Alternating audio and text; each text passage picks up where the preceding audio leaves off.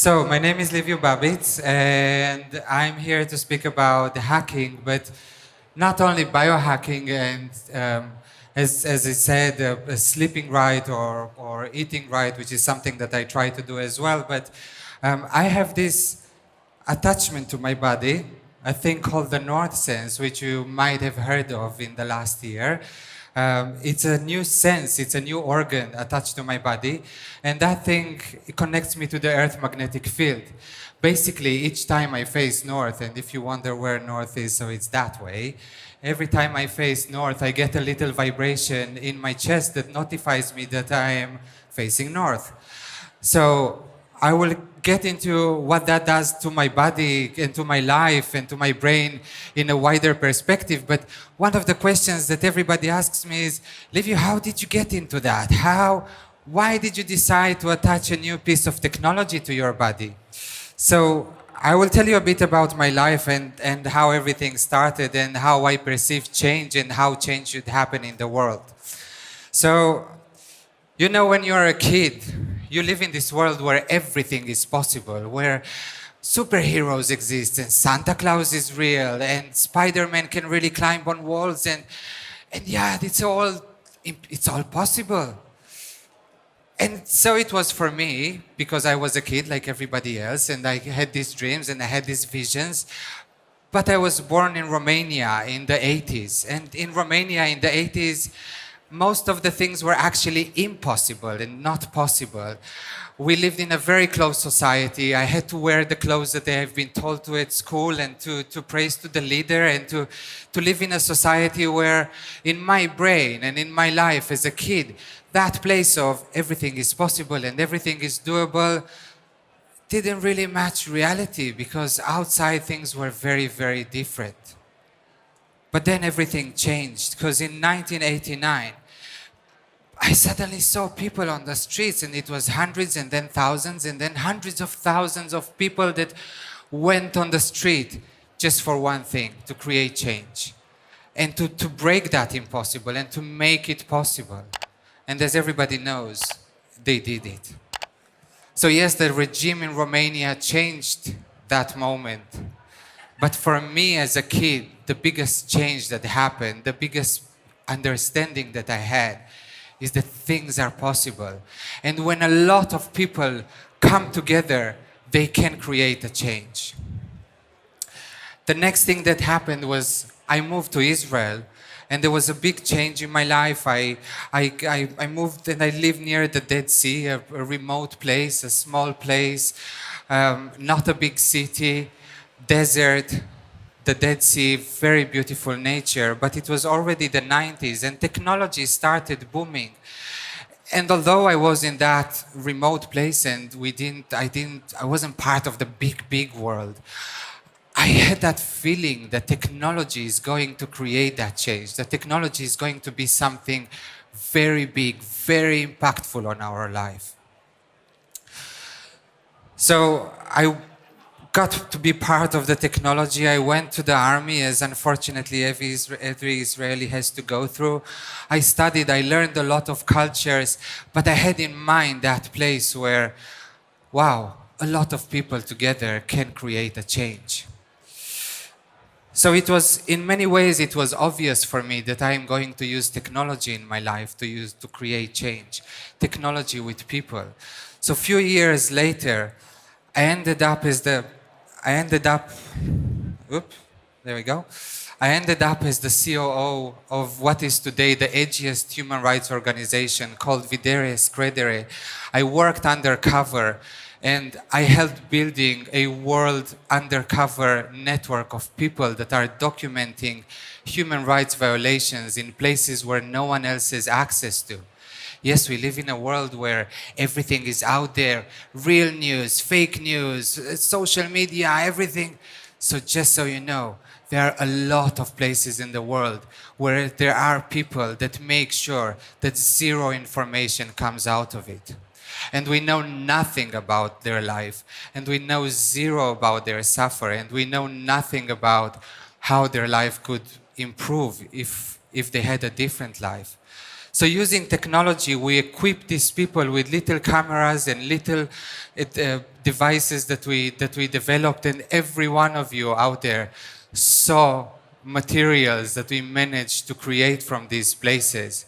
And those places and those materials and the way that we use them created change. And their life is different today using technology. Everybody was afraid that was going to happen to me, and I live a very dangerous life, and many people knew me by many names in the world. And at some stage I decided that I need to move on, and it was obvious that I need to explore new horizons and start to understand what will be that next thing, what will be the next thing that I'm going to get into. Then together with the co-founder of the company that I stand on top of today called Cyborgness, that I'm going to get to in a second, we understood that there is so much more around us that we cannot understand with our senses. In this room where we are now, at this moment, there are endless colors, sounds, natural forces like the Earth magnetic field that I'm connected to that we cannot sense with our senses. So we said, okay, can we use technology to start sensing those things? And in a second, we'll understand what is the benefit of sensing those things. So our biological evolution is wonderful, and it got us to where we are today. But from all the talks that we are hearing today, and with the use of technology, we understand that it's amazing what nature did. But at this stage of our evolution, the biological evolution in some ways is way too slow. So we can upgrade ourselves, and we can take a hand, and we can create a different world. So senses, why senses? We sometimes take even for granted the importance of our senses, but think about it for a second. Without our senses, we would have been a very, very smart brain, but a brain in a box, with no possibility to connect to nothing, to understand nothing. Everything that we ever created in this world, we created because we have senses. Everything that is in this room that people exhibit there and show you, this chair, the screen, everything, the food that the nice guy eats there, everything was created because we had a sense. We walked one day in the field, and then we heard the birds singing, and we created music. And we walked in another place, and we smelled the smell, and that smell was amazing. So we decided to create food out of it. So you get the idea. Without our senses, we would have been not much. So now think in a different way. If we have more senses, us as humans, we're going to exponentially enable us to create more, to understand more, and to give more answers to questions that we have to answer. So we started a company called Cyborgness. And a year ago, we came out to the market with the NorthSense, which is the thing that I have here on my chest. And people say, yeah, Livio, but you know, with all the respect and all that, it's 2017, almost 18. You have a smartphone in your pocket, and it has a compass. Why don't you use it? Very simple. A compass is a tool. The difference between a tool and a sense is that a tool is something that I need to make a deliberate decision to take it out of my pocket, look at it, use the information that it gives me and put it back in my pocket. And then next time I want to use it, I need to make the same deliberate decision.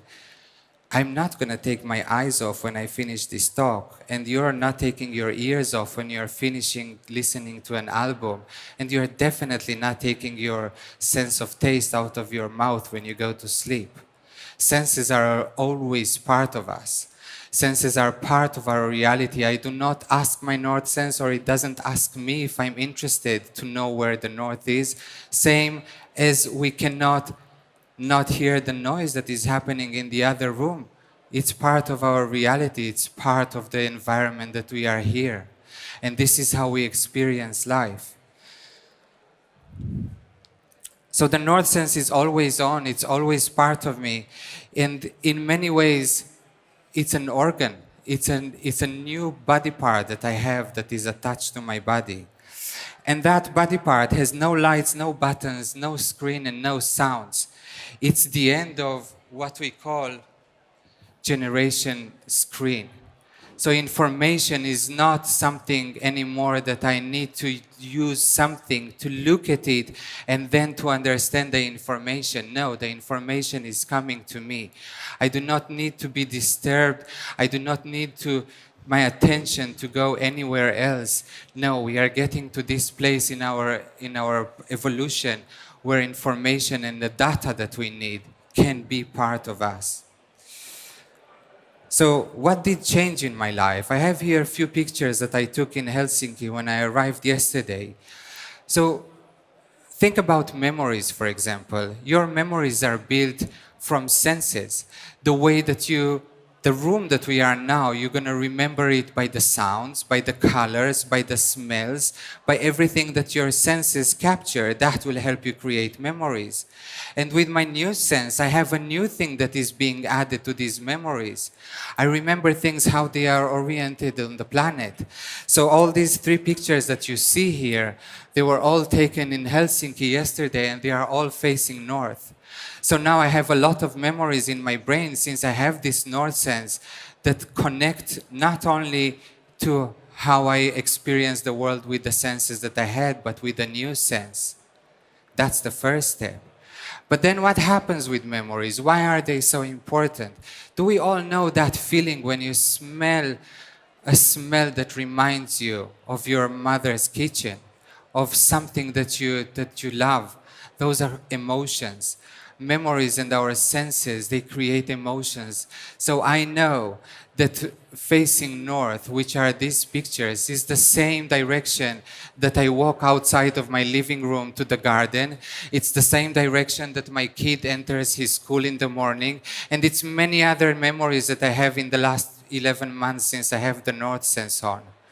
So my whole perception about space, about alignment on the planet has changed and is now very different from what it used to be before. But as we said, if we want to create change, and I'm going back to the revolution in Romania, it's not enough if me, Liviu, standing here and saying, yeah, I want change. No, we need people. We need a lot of people to create change. And when we started the company, everybody, including my family, and they said, but who's gonna want that? Who's gonna join that? So a lot of people joined us. Hundreds of people in the last months joined and have the North Sense. And one of the mysteries and one of the things that we did not know is who are the type of people that will want such thing. And it was amazing because it's not a certain community and it's not a certain type of people. It's everybody. It's lawyers, it's accountants, it's engineers, it's artists, it's every person. It's you and you and you, because why not? Why would you not want to sense something or to know something that you did not know before?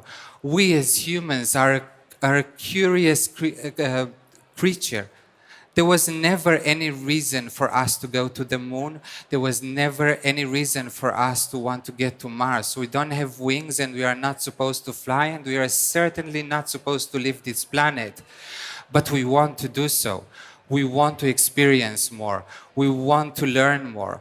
We want to live a richer life experience.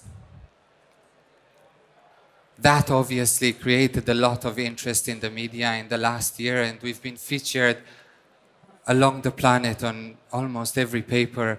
And we are happy to spread the word and to try to create a big change in the world. But this is just the beginning. There are more senses coming. There are more things. We opened now a very small door. But that door, we're going to open it soon wider and wider and wider. And there is so much more. There is a lot more that we can sense. And again, I'm going back. If we sense more, we understand more, we create more, we answer questions that we had no answer to that before. And that obviously will create what we call the evolution economy, because it will, big changes